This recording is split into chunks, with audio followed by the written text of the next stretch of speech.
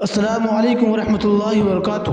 محترم ناظرین، آپ دیکھ رہے اس وقت آل انڈیا پاورفل نیوز۔ میں آپ کا میزبان محمد جہانگیر سجاد نگری۔ ناظرین، آج 5 مارچ 2024۔ ناظرین، غزوہ ہند فتویٰ پر دارالعلوم پر کارروائی کا کوئی جواز نہیں۔ قائم مقام ایس ایس پی سہارنپور کی وضاحت، رپورٹ ضلع مجسٹریٹ کو پیش کر دی گئی۔ ناظرین، غزوہ ہند فتویٰ پر این سی پی سی آر چائلڈ کمیشن کی جانب سے اٹھائے گئے ہنگامے پر میرٹھ پولیس نے دارالعلوم دیوبند کی ویب سائٹ پر فتویٰ کے حوالے سے سہارنپور کے ضلع مجسٹریٹ کو رپورٹ پیش کر دی ہے۔ این سی پی سی آر نے یو پی حکومت کو ہدایت دی تھی کہ وہ ویب سائٹ پر مبینہ قابل اعتراض مواد کی دریافت کے بعد اسلامی مدرسے کے خلاف مقدمہ درج کرے اور قانونی کارروائی کرے۔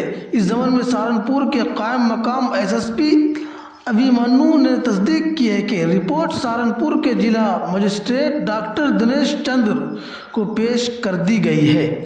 ان کا مزید کہنا تھا کہ مدرسے کے خلاف مقدمہ درج کرنے کی کوئی بنیاد نہیں ملی، اس لیے کہ کوئی ایف آئی آر درج نہیں کی گئی ہے۔